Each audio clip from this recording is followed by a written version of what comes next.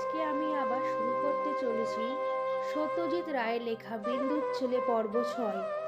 আমার চ্যানেলে ইতিমধ্যে 1, 2, 3, 4, 5 পর্ব দেওয়া হয়েছে। যদি আপনাদের এই 6 পর্বটি শুনতে ভালো লাগে তাহলে গিয়ে আপনারা আমার আগের পর্বগুলো গিয়ে শুনে আসতে পারেন। যদি আমার এই গল্প পাঠ একটু হলেও ভালো লেগে থাকে তাহলে একটা লাইক, একটা কমেন্ট আর আমার চ্যানেলটাকে একটু সাবস্ক্রাইব করে দেবেন। তাহলে আজকে শুরু করা যাক বিন্দুর ছেলের গল্প 6 পর্বটা। বিন্দু বাপের বাড়ি হইতে ফিরিয়া আসিয়া দিন দশেকের পর একদিন মধ্যাহ্নে অন্নপূর্ণা তার ঘরে ঢুকিতে ঢুকিতে বলিলেন, ছোট বউ, ও ছোট বউ। একরাশ ময়লা কাপড় জামা সম্মুখ স্তব্ধ হইয়া বসিয়াছিলেন। অন্নপূর্ণা বলিলেন, ধোপা এসেছে। ছোট বউর কথা কইল না। অন্নপূর্ণা এইবার তার মুখ ভার লক্ষ্য করিয়া ভয় পাইলেন। উদ্বিগ্ন হইয়া জিজ্ঞাসা করল, কি হয়েছে রে ছোট বউ, তোর মুখটা ওই রকম কেন রে? বিন্দু আঙুল দিয়ে ছোট ছোট 2 টুকরো পোড়া সিগারেট দেখিয়া দিয়া বলল, অমূল্য জামার পকেট থেকে বেরোলো দিদি। অন্নপূর্ণা নির্বাক হয়ে দাঁড়িয়া রইল। বিন্দু সহসা কাঁদিয়া ফেরিয়া বলিল, তোমার দুটো পায়ে পড়ি দিদি, ওদের বিদায় করো, না হয় আমাদের কোথাও পাঠিয়ে দাও। অন্নপূর্ণা জবাব দিতে পারিল না। আরও কিছুক্ষণ নিঃশব্দে দাঁড়িয়ে থাকিয়া চলিয়া গেল। অপহরণের অমূল্যে স্কুলে হইতে ফিরিয়া খাবার খাইয়া খেলা করিতে লাগিলেন। বিন্দু একটি কথাও বলিল না অমূল্যের সাথে। ভৈরব চাকর নালিশ করিতে আসিল, নরেন বাবুর বিনা দোষে তাহাকে আঘাত করেছে। বিন্দু বিরক্ত হইয়া বলল, দিদিকে বলগে যা। আদালত হইতে ফিরিয়া আসিয়া মাধব কাপড় ছাড়িতে ছাড়িতে কি একটা ক্ষুদ্র পরিহাস করিতে গিয়ে ধমক খাইয়া চুপ করিল। অদৃশ্যের যে কত বড় ঝড় ঘনাইয়া উঠিতেছে বাড়ির মধ্যে তাহা কেবল অন্নপূর্ণাই টের পাইল। উৎকণ্ঠায় সমস্ত সন্ধ্যাটাই ছটপট করিয়া একসময় নির্জনে পাইয়া তিনি ছোট বউয়ের হাতখানি ধরিয়া ফেরিয়া মিনতির স্বরে বলিল, হাজার হোক সে তো ছেলে, এই বারটি মাফ কর, বরং আড়ালে ডেকে ধমকে দে। বিন্দু বলিল, আমার ছেলে নয়, সে কথা আমিও জানি, তুমিও জানো দিদি। মিছি মিছি কতগুলো কথা বাড়িয়ে বলার দরকার নেই দিদি। অন্নপূর্ণা বলিল, আমি নয়, তুই তার মা। আমি তো তোকে দিয়েই দিয়েছি আমার ছেলেকে। যখন ছোট ছিল খাইয়েছি, পড়িয়েছি, এখন বড় হয়েছে, তোমাদের ছেলে তোমরা নাও, আমাকে রেহাই করো দিদি বলিয়া বিন্দু চলে গেল। রাতে কাঁদতে কাঁদতে মুখে অমূল্য অন্নপূর্ণার কাছে শুইতে আসিল। অন্নপূর্ণা ব্যাপারটা বুঝিয়া বিরক্ত হইয়া বলল, এখানে কেন রে তুই? অমূল্য, এখান থেকে যা বলছি, যা। অমূল্য ফিরিয়া দেখিল তাহার পিতা ঘুমাইতেছেন। সে কোনো কথাটি না বলিয়া আস্তে আস্তে চলিয়া গেল। সকালবেলা কদম রান্নাঘরে এটো বাসন তুলিয়া আসিয়া দেখল বারান্দায় এক কোণে কতগুলো কাঠকুটোর ওপরে অমূল্য পড়িয়া ঘুমাইতেছে। সে ছুটিয়া গিয়ে বিন্দুকে তুলিয়া আনিল। অন্নপূর্ণারও ঘুম ভাঙিয়া বাহির আসিয়াছিল, কাছে এসে দাঁড়াল। বিন্দু তীক্ষ্ণভাবে বলিল, রাত্রিরে বড়গিন্নি বুঝি তাড়িয়ে দিয়েছে? ও থাকলে ঘুমের ব্যাঘাত হয় না, সেই জন্য। ছেলের অবস্থা দেখিয়ে ক্ষোভে দুঃখে তার নিজের চোখে জল আসিতেছিল, কিন্তু বিন্দু নিষ্ঠুর তিরস্কার জ্বালিয়া উঠিয়া বলল, নিজের দোষে তুই পড়ে ঘাড়ে তুলে দিতে পারলি বাঁচিস বল ছোট? বিন্দু ছেলেকে তুলে নিয়ে গিয়ে দেখল তার গা গরম, জ্বর হইয়াছে। কইল, সারা রাত কার্তিক মাসের হিমে জ্বর হবে তো বটেই, এখন ভালো হলেই বাঁচি। অন্নপূর্ণা ব্যগ্র হইয়া ঝুঁকিয়া পড়িয়া বলিল, জ্বর হয়েছে কই দেখি। বিন্দু সজোরে তাহার হাতটা ঠেলিয়া দিয়া বলল, থাক, আর দেখে কাজ নেই বলিয়া ঘুমন্ত ছেলেকে স্বচ্ছন্দ্রে করে তুলিয়া লইয়া অন্নপূর্ণার প্রতি একবার বিষ দৃষ্টি নিক্ষেপ করিয়া নিজের ঘরে চলে গেল বিন্দু। 5-6 দিন পর অমূল্য রোগ থেকে উঠিয়া বসল, কিন্তু বড় জায়ের অপরাধটা বিন্দু মার্জনা করিল না। সেদিন হইতে সে ভালো করিয়া কথা পর্যন্ত বলিত না। অন্নপূর্ণা মনে মনে সমস্ত বুঝিলেন, অথচ তিনি মৌন হইয়া রইলেন। সকলেই সম্মুখে সমস্ত অপরাধ বিন্দু যে তাহারই ওপরে তুলিয়া দিয়েছে, এ অন্যায় তিনিও ভুলতে পারিলেন না। এইটি একদিন কি একটার কথার পর তিনি এলোকেশীর কাছে বলিয়া ফেলল, ওর জ্বর তো ছোট বউয়েরই জন্য, ও যে মরেনি এই ওর ভাগ্যি। কথাটা এলোকেশী বিন্দুর গোচর করিতে লেশমাত্র বিলম্ব করিল না। বিন্দুর মন দিয়া শুনিল, কিন্তু কথা কইল না।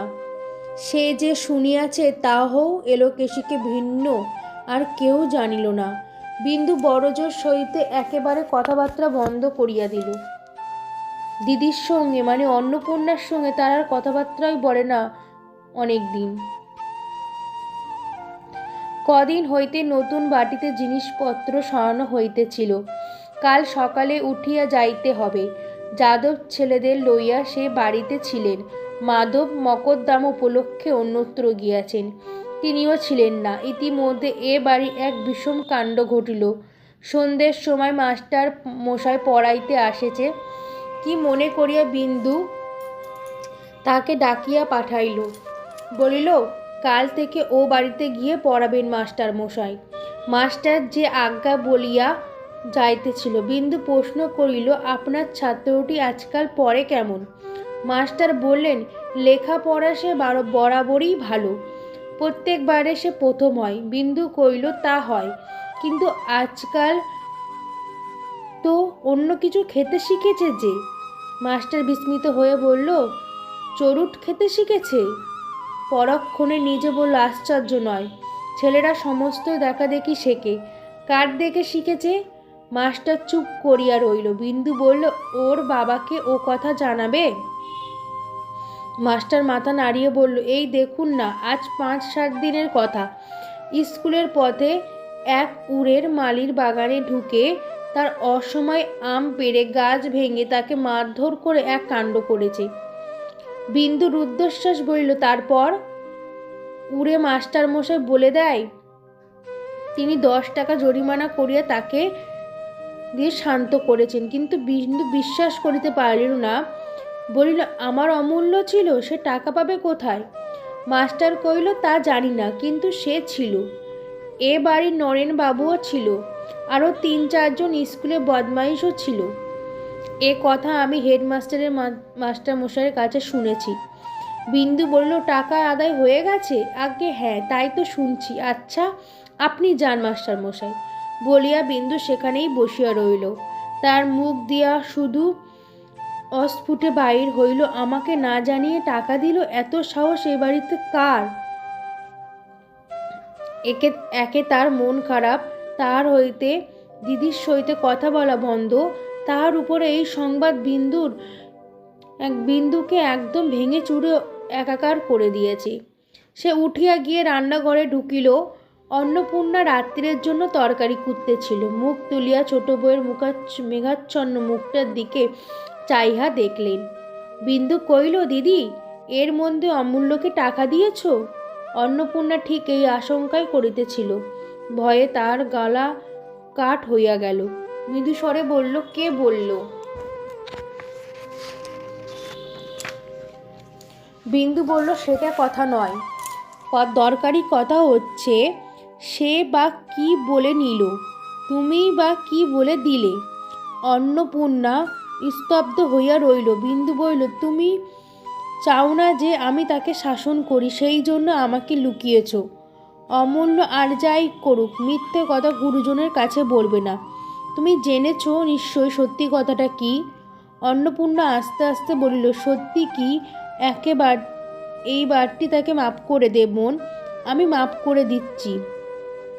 বিন্দু বুকের ভিতরে পুড়িয়া যাইতেছিল। বলিল, একটিবার, আজ থেকে চিরকালের জন্য মাপ করলুম, আর বলবো না, আর কথাও কইব না ওই অমূল্যর সঙ্গে। যে সে এমন করে চোখের সামনে একটু একটু করে উচ্ছন্নে যাবে, তা সইতে আমি পারবো না দিদি। তার চেয়ে একেবারে যাক। তুমি তোমার কি স্পর্ধা দিদি? শেষ কথাটা অন্নপূর্ণা তীক্ষ্ণভাবে বিঁধিল।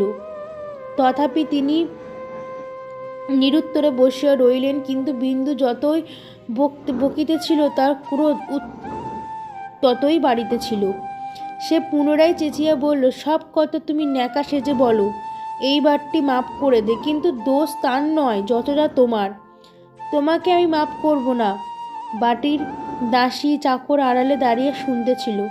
অন্নপূর্ণার সহ্য হইল না আর এই কথাগুলো। তিনি বলিল, কি বলবি, কি করবি, কি ফাঁস করে দিবি? কি আমার ফাঁসি দিবি নাকি তুই? বইতেই আহতি পড়িল। বিন্দু বারুদের মতন জ্বলিতে উঠিয়া বলিল, সে তোমার উপযুক্ত শাস্তি। নিজের ছেলেকে 2 টাকা দিয়েছি, এই আমার অপরাধ? ছোট বউ, এই কথাটা কি কথা আসিয়া পড়িল। বিন্দু আসল কথাই ভুলিয়া বলিয়া বসিল। তাই বা দেবে কেন? নষ্ট করা টাকা আসে কোথা থেকে? অন্নপূর্ণা বলিল, টাকা তুই নষ্ট করিস নে? আমি করি আমার টাকা, তুমি নষ্ট করো কার টাকা শুনি? অন্নপূর্ণা আরো ভয়ঙ্কর ক্ষুদ্র হইয়া উঠিল। তিনি নিঃশব্দে ঘরে মেয়ে ছিলেন। তিনি নিঃস্ব মেয়ের ঘরে ছিলেন। মনে করিল বিন্দু সেই ইঙ্গিত করিয়াছেন। দাঁড়াইয়া উঠিয়া বলিল, তুই না হয় মস্ত বড় লোকের মেয়ে, কিন্তু তাই বলে আর কেউ যে 2 টাকা দিতে পারে না সেই অহংকার করিস নে ছোট বউ। বিন্দু বলল, সেই অহংকার আমি করিনি, কিন্তু তুমি যে ভেবে দেখো, একটা পয়সা দিতে গেলে তুমি কার পয়সা দাও? অন্নপূর্ণা চেঁচিয়ে উঠল, কার পয়সা দিই মানে? তোর মুখে যা আসছে তাই বলছিস ছোট? যা, দূর হয়ে যা সামনে থেকে। বিন্দু বলিল, দূর, রাত পোয়ালেই হইব, কিন্তু কার পয়সা খরচ করো সেটা দেখতে পাও না? কার রোজগার খাইছো, কার পয়সা নষ্ট করছো সেটা জানো না? হঠাৎ কথা বলিয়া ফেলিয়া বিন্দু স্তব্ধ হইয়া দাঁড়িয়ে রইল। অন্নপূর্ণার মুখ সাদা হইয়া গিয়েছে। তিনি ক্ষণকালে নিমেষে চোখে ছোট বউয়ের মুখের প্রতি চাহিদা বলিল, তোমার স্বামী রোজগারে খাইছি বইছি, আমি তোমাদের দাসীবাদী, উনি তোমাদের চাকর বাকর, এই না তোর মনের কথা? তা এতদিন বলিসনি কেন রে? তার তিনি দাঁতে দাঁত দিয়ে অধর চাপিয়া ধরিয়া এক মুহূর্তে স্থির থাকিয়া বলিল, কোথায় ছিলি ছোট বউ যখন ছোট ভাইকে পরাবার জন্য 2খানি কাপড়ের সঙ্গে কিনে পড়িনি?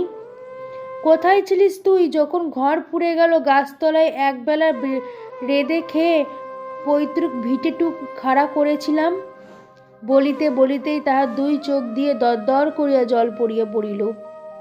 আঁচল দিয়া মুছিয়া ফেলিয়া বলিলেন, ও যদি জানতো তোদের মনের কথা, কখনো এমন অফিং খেয়ে চোখ বুঝলে হুঁকো নল মুখে দিয়ে আরাম নিয়ে দিন কাটাতে পারত? সে লোক ও নয়। ও জানে তোর স্বামী, ও জানে স্বর্গের দেবতা। আজ আমার ছুতো করে তুই তাকে অপমান করলি। স্বামীর অভিমানে অন্নপূর্ণার বুক ফুলিয়া ফুলিয়া উঠিতে লাগিল। বলিল, ভালোই হল জানিয়া দিলি। সতী আত্মহত্যা করিল, আমি দিব্যি করছি, বরং পরে বাড়ি রেঁধে খাবো, তবু তোদের ভাত আর খাবো নে। তুই কি করে করলি? ওকে অপমান করলি। ঠিক এই সময় যাদব প্রাঙ্গণে আসিয়া দাঁড়িয়ে ডাকিল, বড় বৌদি। স্বামীর কণ্ঠস্বরে তার অভিমান ঝটিকা ক্ষুদ্র সাগরের মতন উত্তাল হইয়া উঠিল। ছুটিয়া বাইরে আসিয়া বলিল, ছি ছি, যে লোক নিজের মাক ছেলেকে খেতে দিতে পারে না, তার গলা দেবার দড়ি জোটে না কেন? যাদব হত বুদ্ধি হইয়া দিয়া বলিল, কি হলো গো?